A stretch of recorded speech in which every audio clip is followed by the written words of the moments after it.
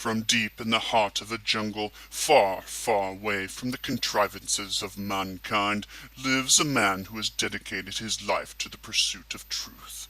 Out here in the remote section of jungle, he has come to be known as the Truth Bwana.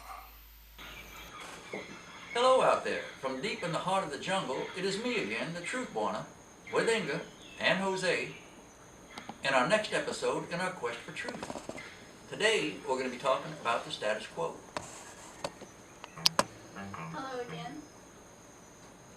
Status quo is a Latin term, meaning Dead language. meaning the present, current, or existing state of affairs. The status quo entails maintaining things and the state of affairs as they currently are, and minimizing things that would cause change or disrupt the existing order.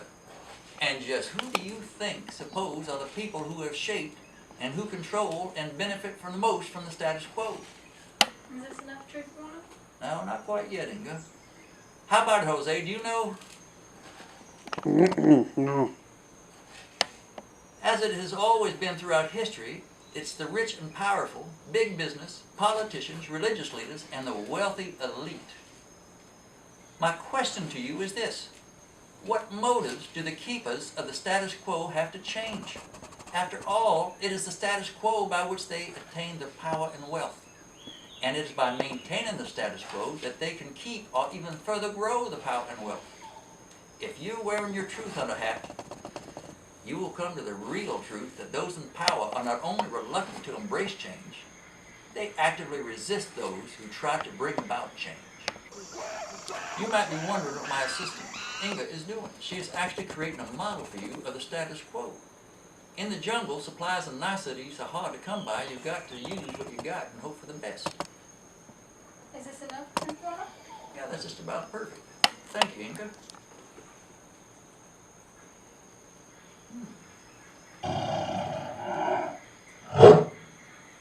Inga, it sounds like Tigger is back again. And close, too. Would you mind chasing him away so he doesn't further disturb our presentation? Oh, and you might want to take this in case you need it.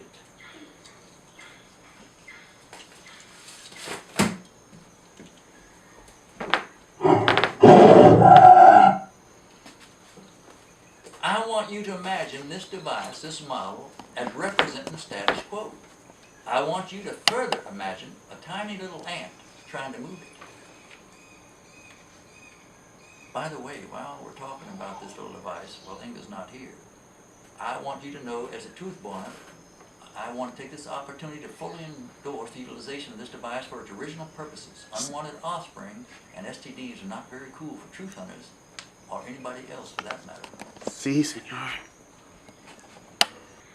But getting back to our model, I want you to imagine it now being the size of a dirigible. That's a blimp. Yep, that's right, Jose, a blimp.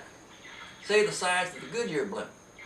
I want you to imagine it being filled with sand, being about twice the size of a football field, laying on its side, and imagine you trying to move it. How easy do you think you can move it? Down, Tigger. Bad. Down. Stop, Tigger. That's about how easy it is to move the status quo to get it to change. And if you, or even you and a group of friends, attempted to move the status quo, the forces employed by the status quo would be brought to bear and you would be stopped, evicted, or arrested. Now for some real truth. My quest has shown quite unequivocally that our planet and our species are in serious trouble. Our world is beset with momentous problems that range from atmospheric and water pollution, global warming, human overpopulation, the annihilation of Earth's other life forms and their habitats, depletion of Earth's resources, political, cultural, economic, and religious conflict, and the widening chasm between the rich and the poor that is occurring as the world's wealth is being consolidated more and more in the hands of a smaller and smaller controlling group of the world's population. Tigger's gone. Is there anything else I can do for you? He didn't get you, did he? Well, Well, no, actually, this would be a good time for a little bit more jungle libation. It is hot out here.